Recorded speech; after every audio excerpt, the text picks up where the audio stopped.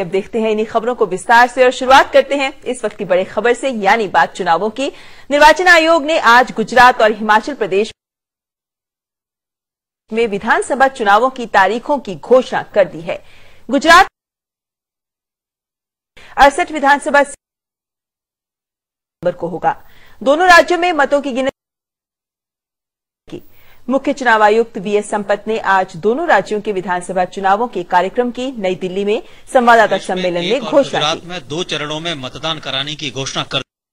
भ्रष्टाचार के मुद्दे कौन से हावी आएंगे? ऐसा अच्छा सवाल है। मैं पर्सनली मानती हूँ कि ये सीरियस क्वेश्चन है कि कांग्रेस पे भ्रष्टाचार, लेकिन अब बहुत ही इंटरेस्टिंग माहौल बनेगा क्योंकि राज्य की सरकारें भी कोई दूध से धुई हुई नहीं है और वो उनके भी आरोप है और वो भी बहुत सीरियस है। अब देखना यह है कि जितने जोरों से बीजेपी यहाँ पे लड़ रही है वो वहाँ अपना बचाव कैसे करती है। अच्छा, क्योंकि वहाँ भी हिमाचल में भूमि बहुत संवेदनशील मुद्दा है। ऐसे में भूमि अधिग्रहण मुआवजे की बात हो रही है, बाहर के लोगों को भूमि बेचने की बात हो रही है। आपको लगता है ये एक बड़ी चुनौती? बहुत ही बड़ा। देखो, पहाड़ी विस्तारों के कल्चर, उनकी सोच और उनकी इनसिक्योरिटी बहुत अलग होती है और वो वहाँ की गवर्नमेंट नॉर्मली समझती भी है।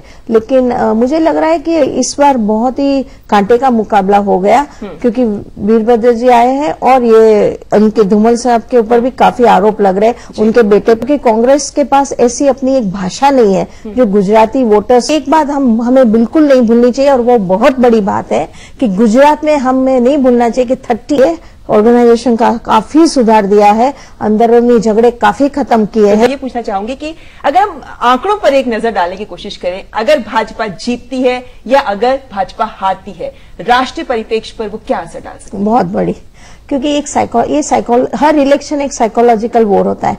वो विचारों को विचार हराता है, कुछ विचार को।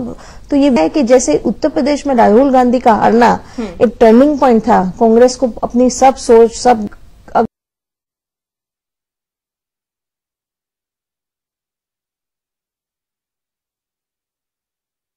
जीत के आते हैं, तो आप समझ सकते हैं कि अगले 10 साल तक राष्ट्रीय लेवल पे वो एक नेता बन के रहेंगे हमारे साथ। ऐसे में भाजपा के लिए भी एक बड़ा सवाल आगे बढ़ते हैं या नहीं, पर वो जरूर संघर्ष करेंगे, कोशिश करेंगे कि वो खुद अपने को बहुत इससे भी जो है उससे बड़ा पद हासिल करे। तो वो जो प्रधानमंत्री पद की बात हो रही है तो वो कहीं ना कहीं कोशिश तो करेंगे और कोशिश बड़ी अग्रेसिवली करेंगे। तो ये कह सकते हैं कि ये 2 सिर्फ राज्यों के चुनाव नहीं है बल्कि राष्ट्रीय स्तर पर भाजपा, यूपीए और एनडीए इसकी दिशा भी तय कर सकते हैं। बिल्कुल। बहुत बहुत शुक्रिया शीला जी हमारे के लिए।